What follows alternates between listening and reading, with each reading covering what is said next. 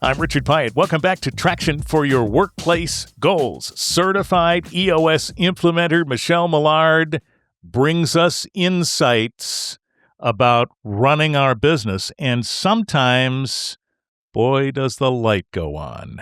Michele, welcome back. Thank you. It's great to be back, Richard. Today, we're going to talk about how you evaluate GWC. And if you've been with us through several episodes, you know we've talked about GWC a couple of times. Michele, remind us what that means. Yes, it means get it, want it, and capacity to do it.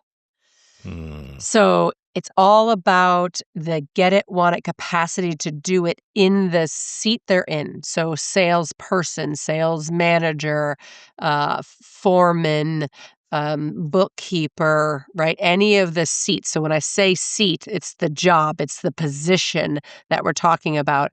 And you can use this no matter what, if whether you're running on EOS or not. You can use this evaluation in the interview process, even as you have them currently in your business.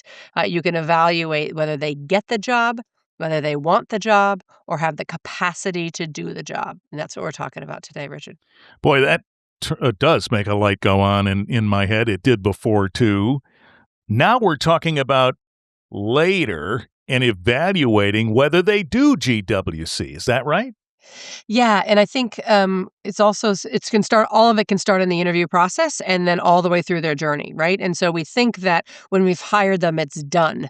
And I would say that the evaluation of their get it, want it capacity in the world of EOS, we'd actually do it every single quarter and just check in on it. And just if it's all yeses and they still get it, want it capacity, then we move right along. But sometimes the get it, want it is there, and the capacity, meaning we've put more skills on them, we've put more duties on them, and they're just not up to speed. And so there's lots and lots of different things of why this is part of the interview process and then a continuation on their journey.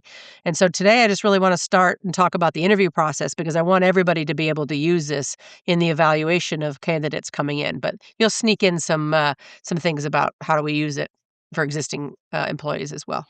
All right. So focusing on the interview, what is it about Get It that we should focus on? Yeah. And so I'm going to pick different seats, different jobs as we're going through this to be able to talk to many of you that are on this podcast and listening or watching it. So the get it is in their head. Intellectually, do they get it? I'm a huge believer in behavioral-based interviews, right? And so if I have a salesperson and I'm saying, I need to evaluate, do they actually intellectually get this job? And so a salesperson intellectually must be wired to go and make calls all the time. Right? And it is just an innate wiring that they're not intimidated by it. They're not thinking twice about it. They know it. It's part of their DNA, right? And Richard, you and I know that I've been in sales my entire life. And so it is me. And so the question in the interview process will be like, how do you motivate daily? What is your daily routine to go out there and make the calls, physically go on the road or pick up the phone and call it? Tell me a time. Tell me the story. Tell me what your routine is. And so we're asking them questions that they're going to share back examples that you will get a sense of whether they do it. So it's not like, do you make 15 phone calls a day? The answer is yes, right? It's not deep enough. And it's like, I want to know how they're preparing for that. And you're going to see this innate brain going, I get it. I get up in the morning, I have my cup of coffee, and I'm dialing in, and I do 15 phone calls. I have that already planned the day before. I do my 15 phone calls. And so that is their get it in their brain as an interview process. And then again, sneak peek, you can do that as the journey goes on, right? And so if your salesperson isn't producing for a while, it's a conversation and be like, hey, when you first started, you were talking to me about all these things, or hey, last month you were killing it with all these things. All of a sudden seems like your get it, potentially even their want it, has slowed down. Are you okay? What's going on? Right? And so sometimes we don't check in with our employees along the way, but I know we want to keep this from interviewing because I want you guys all to be able to do this from how do I get the right people in the right seat, right, in the organization? And that's what we're talking about here is making sure that they're right seat as they go through it. So that's the get it. What I wondered is, does this work with someone who's new to the industry? Can you pull this out of them and know if they get it, just maybe at a higher level. Yes, exactly. So, new to the industry, right? So, if I have a salesperson that was selling office furniture, and then I've now sharing them and saying they're going to sell restaurant equipment, they get it.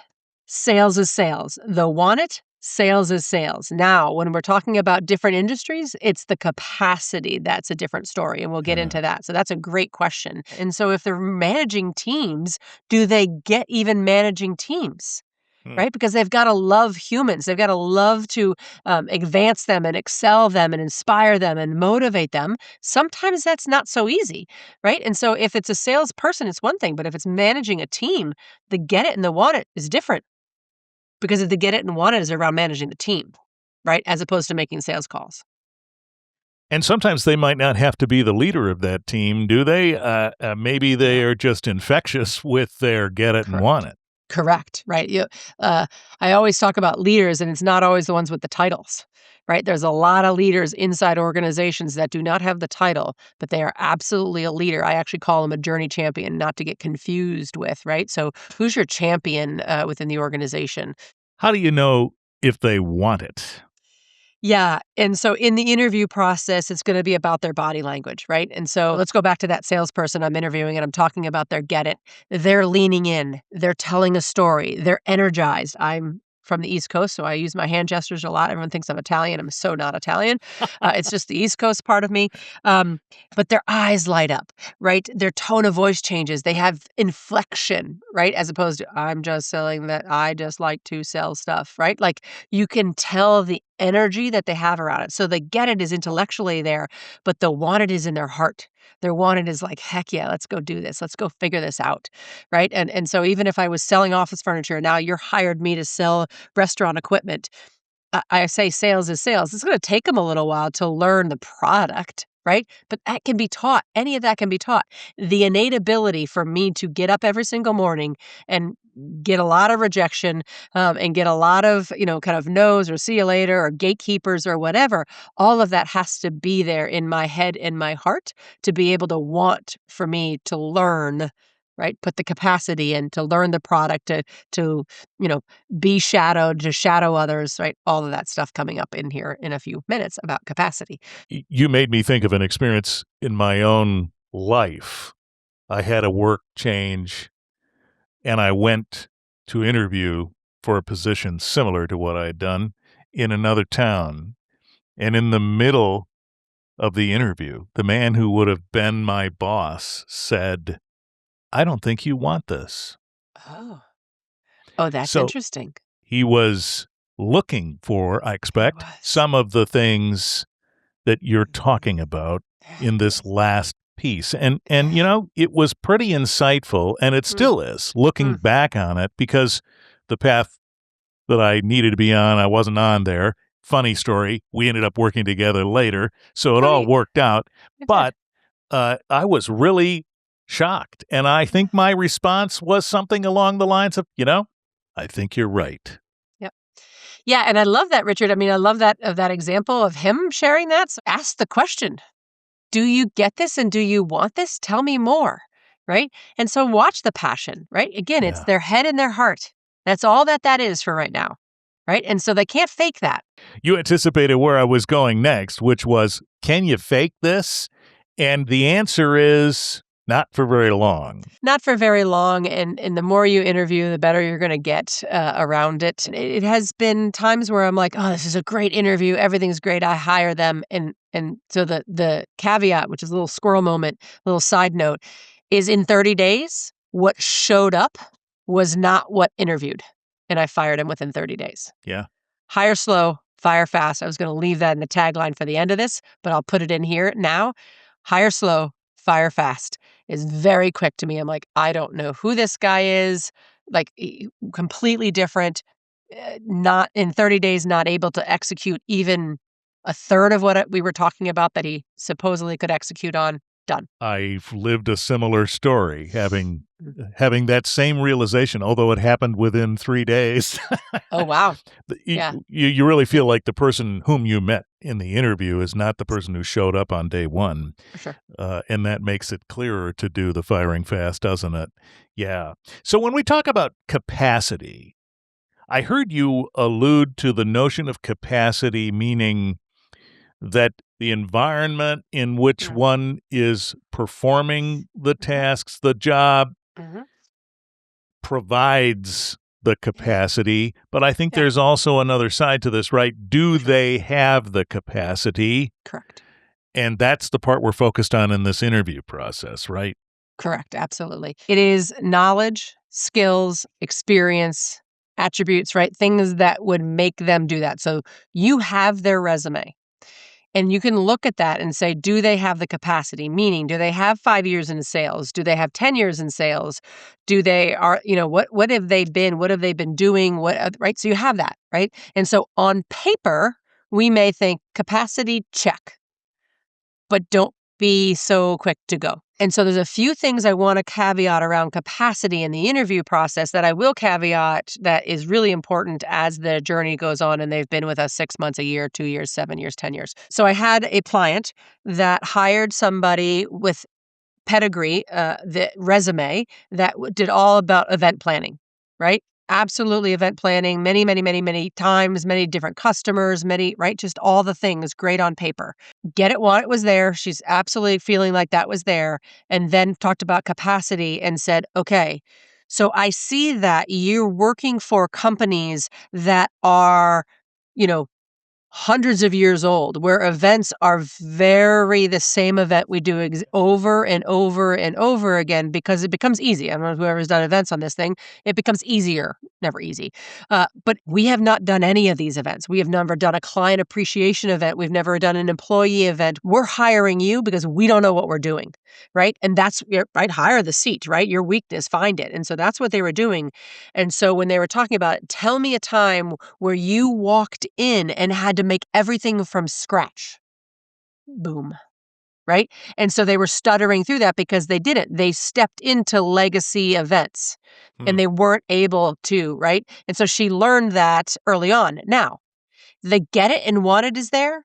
As an interviewer, I could make the determination that the get it is huge, the want it is there. I'm going to take a gamble, but know in your brain that that's what you're doing and how much more time, this is where it comes into 6 months, a year, 2 years, how much more time is it going to take on your part, which if you don't know anything about events, it's going to be tough to help them along. How much time and effort are we going to have to put into their capacity, their knowledge, their skills, not experience, but potentially, right, as if they stay with us to be able to go on that journey and to get us there. So sometimes people are like, oh, it's there, it's on paper.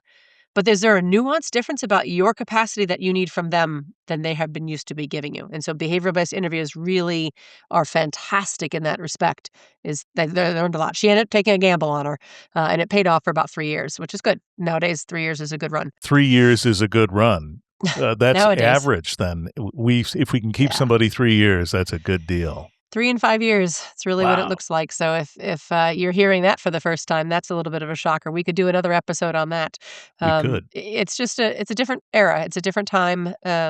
Richard, you and I are the same age, and I've the longest I've been at a company was 10 years. Mhm. And so these 30 years, it's very rarely exists. So maybe that's a new reality check for some people. I have a friend about whom I was just speaking the other day who is retiring after 40 years with the same company, and we were remarking that is unheard of now, isn't it, Unheard of. among our age group, I would Yep. say. So you just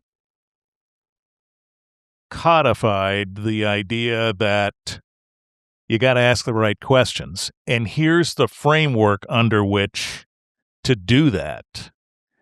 And it may not be directly about the experience, but about that which encompassed the experience. Mhm. So I worked for a beer, wine, and liquor distributor in the town that I'm from or in, and I had no clue on how to be or build corporate learning. And he says, I want to build like this company name, corporate learning. And I'm like, I don't know what I'm doing. And they're like, Michele, your hustle, your get it, your want it to do things really, really well. He said, you're in. If you want this, here's what I'm paying you. Go do it. Go figure it out. And in 6 years, I mean, it was quicker than that.